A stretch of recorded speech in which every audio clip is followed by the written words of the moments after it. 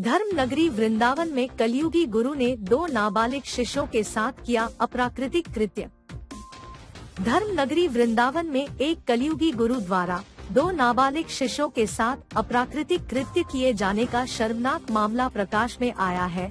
गुरु शिष्य के पवित्र रिश्ते को कलंकित करने के इस मामले में एक संत द्वारा आरोपी ईश्वर गौतम के खिलाफ कोतवाली में तहरीर दिए जाने पर पुलिस ने संगीन धाराओं में मुकदमा दर्ज कर मामले की जांच शुरू कर दी है।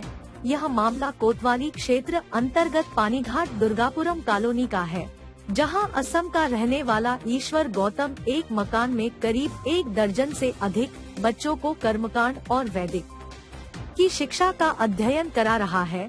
बच्चों को भारतीय संस्कृति और सभ्यता का पाठ पढ़ाने वाला कलयुगी गुरु ईश्वर गौतम करीब 9 माह पूर्व अपने गांव से एक 13 वर्षीय किशोर और एक 9 वर्षीय बालक को यहां ले आया और इसी मकान में रखकर शिक्षा ग्रहण करा रहा था। बच्चों की माने तो आरोपी उनके साथ अश्लील कृत्य करता था, विरोध करने पर उनकी पिटाई भी करता था। आए दिन के शोषण से परेशान दोनों बच्चे मंगलवार रात्रि को वहां से भाग निकले और परिक्रमा मार्ग गोपाल खार क्षेत्र में रात्रि करीब 1 बजे रोते हुए रसिक धाम आश्रम के शिष्यों को मिले। जब उन बच्चों को आश्रम लाकर पूछताछ की तो उन्होंने पूरे घटनाक्रम से अवगत कराया।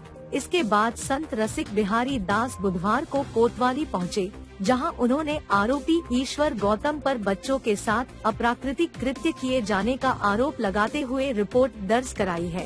मेरा नाम रसिक बिहारी दास है। महाराज जी, क्या घटना हुई है जो बच्चों के साथ बताया जा रहा है? आज रात्रि मतलब 21-22 की रात्रि 12 बजे के करीब हम तो अपनी कुटिया में लेटे थे। हमारे 2 शिष्य परिक्रमा कर रहे थे, तो वो 12:45 के करीब कैला देवी के बगल से ऋषि सत्संग भवन पे 2 बच्चे रोते हुए उनको मिले। तो वो दोनों बच्चों को लेके हमारे पास आए। तो जब अंदर आए तो पूछा बच्चों से, तो बच्चे ने बताया रो रहे थे, पहले डरे हुए थे बहुत ज़्यादा।